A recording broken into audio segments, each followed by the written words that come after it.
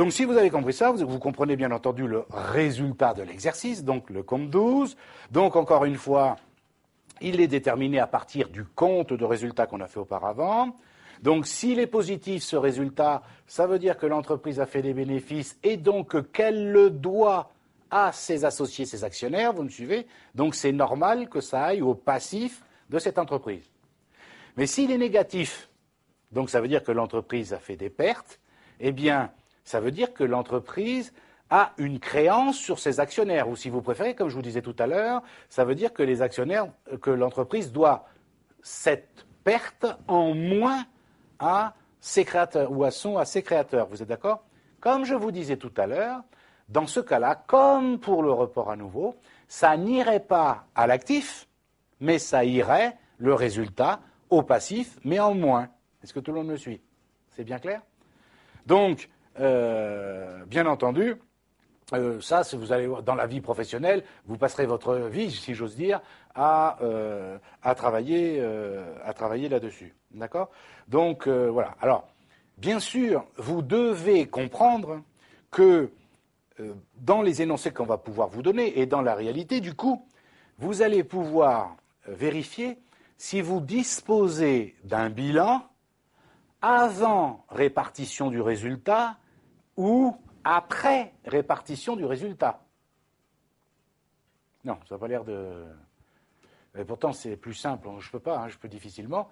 Ben, tout dépend si j'ai fait ou pas la répartition du résultat. Qu'est-ce que je vous ai dit? La répartition du résultat consiste à prendre le résultat, et là j'ai deux grandes possibilités.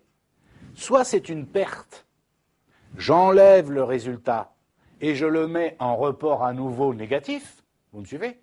Soit c'est un bénéfice, et ce résultat, qu'est-ce que j'en fais? J'en mets une partie en réserve, légale, statutaire, etc., contractuelle, tout ce que vous voulez, et une partie qui va aller à distribuer aux actionnaires ou aux associés, et éventuellement une partie, le solde, en report à nouveau positif. Est-ce que tout le monde me suit?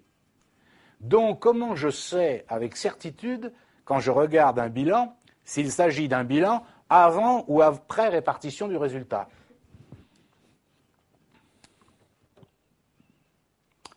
On n'est pas expert comptable encore, hein? Ouh là là. Après ce que je viens de vous dire, vous ne comprenez pas. Mais je ne peux pas faire plus simple. Mais si le résultat est dans les capitaux propres, c'est par définition même un bilan avant répartition du résultat. Puisque je viens de vous expliquer que la répartition du résultat consistait, je recommence, à retirer, supprimer le résultat pour en faire deux choses. J'ai bien fait le geste comme ça. Si le résultat est négatif, je le supprime en tant que tel et je le mets en report à nouveau négatif. Et s'il est positif, je le supprime du résultat et je le mets soit en réserve, enfin une partie en réserve, une partie en report à nouveau et une partie en dette envers les actionnaires sous forme de dividendes. Donc, la répartition du résultat consiste à supprimer le résultat de l'exercice pour le mettre ailleurs. Donc, si je regarde un bilan au passif et que je vois résultat de l'exercice et il y a un chiffre à côté, c'est forcément que j'ai entre les mains un bilan avant répartition du résultat.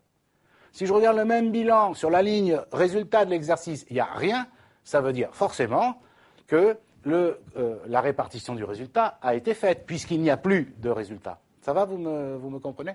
D'accord?